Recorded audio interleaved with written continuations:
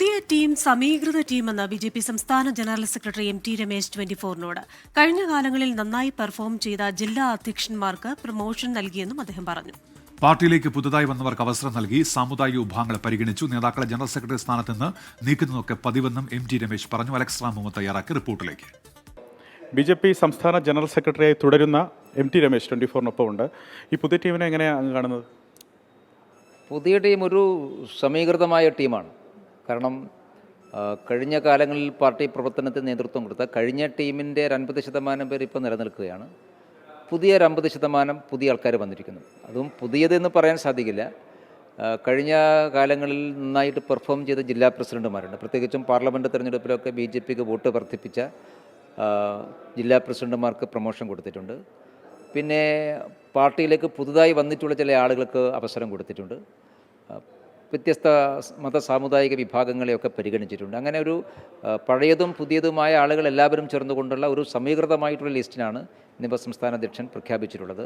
തീർച്ചയായിട്ടും ഈ ടീമിന് വരുന്ന വലിയ ലക്ഷ്യങ്ങൾ പൂർത്തീകരിക്കാൻ സാധിക്കുമെന്നുള്ള ഒരു ശുഭാപ്തി വിശ്വാസമാണ് എന്നെ സംബന്ധിച്ചിടത്തോളം ഉള്ളത്. ഈ സാമുദായിക സമവാക്യങ്ങളൊക്കെ ഈ ഭാരവാഹി പട്ടികയിൽ പാലിക്കപ്പെട്ടിട്ടുണ്ടോ? പി സുധീറിനെ പോലുള്ള നേതാക്കൾ, കൃഷ്ണകുമാറിനെ പോലുള്ള നേതാക്കളൊക്കെ ജനറൽ സെക്രട്ടറിമാരിൽ നിന്ന് ഒഴിവായിട്ടുണ്ട്. അവർ വൈസ് പ്രസിഡന്റുമാരായി മാറിയിരിക്കുക. അതെല്ലാ കാലത്തും അങ്ങനെയാണ്. ഒരു ജനറൽ സെക്രട്ടറിമാർ വൈസ് പ്രസിഡന്റുമാരും വൈസ് പ്രസിഡന്റ് ജനറൽ സെക്രട്ടറിമാരും. ഞാനിപ്പോൾ നേരത്തെ ജനറൽ സെക്രട്ടറിയായി പിന്നെ വൈസ് പ്രസിഡന്റ് ആയിട്ടുണ്ട്. അതൊക്കെ അങ്ങോട്ടും ഇങ്ങോട്ടും മാറും. ടീമിൻ്റെ ഭാഗമാണ്. ടീം എന്ന് പറയുന്നത് ജനറൽ സെക്രട്ടറിമാർ മാത്രമോ അല്ലെങ്കിൽ മറ്റാരും മാത്രമല്ല, ഒരു ടീമാണ്. ആ ടീമിൽ പോസ്റ്റ് അങ്ങോട്ടും ഇങ്ങോട്ടും മാറുമെങ്കിലും ടീം ഒരുമിച്ചാണ് പാർട്ടി പ്രവർത്തനത്തെ മുമ്പോട്ട് കൊണ്ടുപോകുന്നത്. ചില പുതിയ ആളുകൾക്ക് അവസരം കൊടുക്കുമ്പോൾ ചില ആളുകൾ മറ്റു ചില ചുമതലകൾക്ക് മാറ്റപ്പെടുമെന്ന് മതത്തിലുള്ളൂ. ഇപ്പോൾ ഇത് കഴിഞ്ഞ പ്രാവശ്യം അങ്ങനെയായിരുന്നു. കഴിഞ്ഞ പ്രാവശ്യം ജനറൽ സെക്രട്ടറിമാരായിട്ടുള്ള ചില ആളുകൾ മാറി പുതിയ ജനറൽ സെക്രട്ടറിമാർ വന്നു. അവർ വൈസ് പ്രസിഡന്റുമാരായി. ഈ പ്രാവശ്യം അങ്ങനെ തന്നെ. അതൊരു എല്ലാ കാലത്തും ഉണ്ടാകുന്ന രീതിയാണ്. അത് പാർട്ടിക്കകത്ത് ഉണ്ടാകുന്നതാണ്. അപ്പോൾ അങ്ങോട്ടും ഇങ്ങോട്ടൊക്കെ മാറും. ഇപ്പോൾ ഇന്നിപ്പോൾ ജനറൽ സെക്രട്ടറിമാരായ ആൾക്കാർ നാളെ വൈസ് പ്രസിഡന്റുമാരാവും. ഇന്ന് വൈസ് പ്രസിഡന്റുമാരായിട്ടുള്ളത് നാളെ വീണ്ടും ജനറൽ സെക്രട്ടറിമാരാവും. ഇതൊക്കെ അങ്ങോട്ടും ഇങ്ങോട്ടും മാറും. പക്ഷേ ഒരു ടീം എന്നുള്ള നിലക്ക് എല്ലാവരും ഒരുമിച്ചാണ് മുമ്പോട്ട് പോവുക. പാർട്ടിയുടെ ഒരു ഒന്നായിട്ടുള്ളൊരു മുന്നോട്ട് പോക്കിന് ഇത്തരം തീരുമാനങ്ങൾ ബാധിക്കില്ലേ? ഒന്നും ബാധിക്കില്ല. കാരണം പാർട്ടിക്കകത്ത് പ്രവർത്തിക്കുന്നവർക്കറിയാമല്ലോ ഇതൊക്കെ പാർട്ടിക്കകത്ത് എല്ലാ കാലത്തും ഉണ്ടാകുന്ന പാർട്ടി സംഘടനാ സംവിധാനത്തിൻ്റെ രീതിയാണ്. ആ രീതി പാർട്ടിക്കകത്ത് പ്രവർത്തിക്കുന്ന എല്ലാവർക്കും അറിയാം. ആ രീതിയിൽ ഒരുമിച്ചാണ്, ഒരു ടീമായിട്ടാണ് മുമ്പോട്ട് പോകുക. ഇതിൽ പോസ്റ്റ് എന്നല്ലല്ലോ പ്രധാനം, ഒരു ടീമായിട്ട് മുമ്പോട്ട് പോകും. ഇപ്പോൾ ബി.ജെ.പിയെ സംബന്ധിച്ചിടത്തോളം ഭരണഘടനാപരമായിട്ട് ഭാരവാഹികൾ എത്ര പേരെ ഭാരവാഹികളാവാം എന്നുള്ളതിന് ചില ലിമിറ്റുണ്ട്. കോൺഗ്രസിനെ പോലെ ഒരുപാട് പേര് ഞങ്ങൾക്ക് നിശ്ചയിക്കാൻ സാധിക്കില്ല. അപ്പോൾ ആ ഒരു പരിധിക്കപ്പ് ആൾക്കാർ നിശ്ചയിച്ചു കഴിഞ്ഞാൽ ഇനിയും ഭാരവാഹികളാകേണ്ടവർ ധാരാളമുണ്ട് വെളിയിൽ. അവരൊക്കെ പലതരത്തിൽ പരിഗണിക്കപ്പെടും. അവർക്ക് പുതിയ ധാരാളം പോസ്റ്റുകൾ ഇനിയും പ്രഖ്യാപിക്കാനുണ്ട്. അപ്പോൾ എല്ലാവരെയും പരിഗണിക്കപ്പെടുകയും ടീമായിട്ട് മുമ്പോട്ട് പോവുകയും ചെയ്യും. സ്വാഭാവികമായിട്ടും സംസ്ഥാന കോർ ഗ്രൂപ്പ് അത്തരം കാര്യങ്ങളെക്കുറിച്ച് കൂടി വിശദമായിട്ട് ആലോചിക്കും.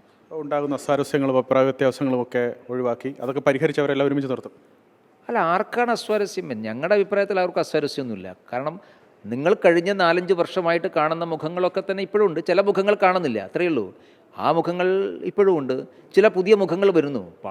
പാർട്ടി മുമ്പോട്ട് പോകുമ്പോൾ, അത് ദേശീയ തലത്തിലായാലും സംസ്ഥാനത്തിലായാലും പാർട്ടി മുമ്പോട്ട് പോകുമ്പോൾ ചില ആളുകൾ പുറകിലേക്ക് പോകും, ചില ആളുകൾ മുമ്പിലേക്ക് വരും.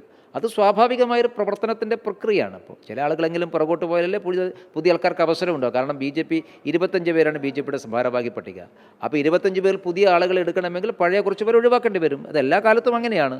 അതിൽ വലിയ പുതുമയൊന്നുമില്ല. അതുകൊണ്ട് പാർട്ടിക്കകത്ത് പ്രവർത്തിക്കുന്ന ആളുകളെ സംബന്ധിച്ചിടത്തോളം അതിലെന്തെങ്കിലും പുതുമ അവർക്ക് തോന്നും, എനിക്ക് തോന്നില്ല. അതിർത്തി ഭിന്നത എന്നൊക്കെ തരത്തിൽ പുറത്തു വരുന്ന വാർത്തകളൊക്കെ തള്ളുന്നു. ആർക്കെങ്കിലും അതിർത്തിയോ ഭിന്നതയോ ഉള്ളതായിട്ട് എൻ്റെ ശ്രദ്ധയിൽപ്പെട്ടിട്ടില്ല. അങ്ങനെ ആവശ്യമില്ല. ആർക്ക് അതിർത്തി ഉണ്ടാവാനാണ്? പാർട്ടി പ്രവർത്തനം എന്ന് പറയുന്നത് ഏതെങ്കിലും ഒരു വ്യക്തിയിൽ കേന്ദ്രീകരിക്കപ്പെടുന്ന പ്രവർത്തനമല്ല. പാർട്ടി പ്രവർത്തന നേതൃത്വം കൊടുക്കുന്ന ഒരു ടീമാണ്.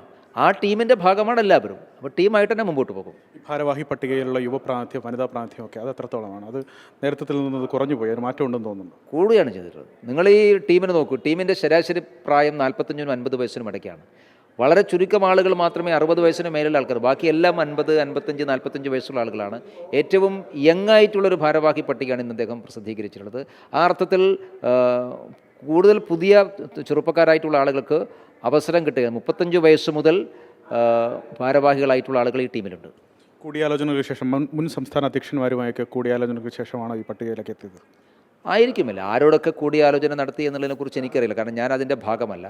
സാധാരണ നിലക്ക് പാർട്ടി എല്ലാ കാലത്തും ഭാരവാഹികൾ നിശ്ചയിക്കുന്ന സമയത്ത് മുൻ സംസ്ഥാന പ്രസിഡന്റുമാരുമായിട്ടും മുതിർന്ന ആളുകളുമായിട്ട് കൂടിയാലോചന നടത്തിയിട്ടാണ് ഒരു റഫ് ലിസ്റ്റ് ഉണ്ടാക്കുക. ആ റഫ് ലിസ്റ്റ് കേന്ദ്ര നേതൃത്വത്തിന് സമർപ്പിക്കും. കേന്ദ്ര നേതൃത്വമാണ് അതിനെ സംബന്ധിച്ച് വിശദമായ പരിശോധന നടത്തുക.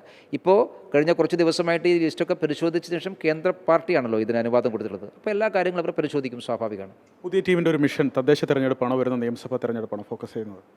പുതിയ ടീമിൻ്റെ മിഷൻ വികസിത കേരളം സൃഷ്ടിക്കുക എന്നുള്ളതാണ്. ഞങ്ങളുടെ ആശയമായി ഞങ്ങൾ മുമ്പോട്ട് വെച്ചിട്ടുള്ളത് വികസിത കേരളമാണ്. ആ വികസിത കേരളം സാക്ഷാത്കരിക്കുക എന്നുള്ളതാണ് പ്രധാനപ്പെട്ട ലക്ഷ്യം. അതിൽ നിയമസഭാ തെരഞ്ഞെടുപ്പും തദ്ദേശ ഭരണ സ്ഥാപനങ്ങൾ തെരഞ്ഞെടുപ്പും ഒരേപോലെ പ്രധാനപ്പെട്ടതാണ്. അപ്പോൾ ആദ്യം ഞങ്ങളുടെ മുമ്പിൽ വരുന്ന കടമ്പ തദ്ദേശ ഭരണ സ്ഥാപനങ്ങളുടെ തെരഞ്ഞെടുപ്പാണ്. ആ തെരഞ്ഞെടുപ്പിൽ കേരളത്തിൽ ഏറ്റവും നന്നായിട്ട് പെർഫോം ചെയ്യുക, മുന്നണികൾക്കെതിരായിട്ടുള്ള ഒരു പുതിയ രാഷ്ട്രീയ ശക്തിയായി BJP മാറ്റുക എന്നുള്ളതാണ്. അത് തുടർന്ന് അതിൻ്റെ റിസൾട്ട് സ്വാഭാവികമായിട്ട് നിയമസഭാ തെരഞ്ഞെടുപ്പിലുണ്ടാകും. ഇത് രണ്ടും ഞങ്ങൾക്ക് ഒരുപോലെ പ്രധാനപ്പെട്ടതാണ്. വളരെ നന്ദി Shri MT Ramesh. Thank you. അത്തരത്തിൽ BJPയുടെ സംസ്ഥാന ജനറൽ സെക്രട്ടറി MT രമേശാണ് 24നോട് അദ്ദേഹത്തിൻ്റെ അഭിപ്രായങ്ങൾ പങ്കുവച്ചത്. മനീഷിനൊപ്പം അലക്സ്, റാം മുഹമ്മദ്, 24 തിരുവനന്തപുരം.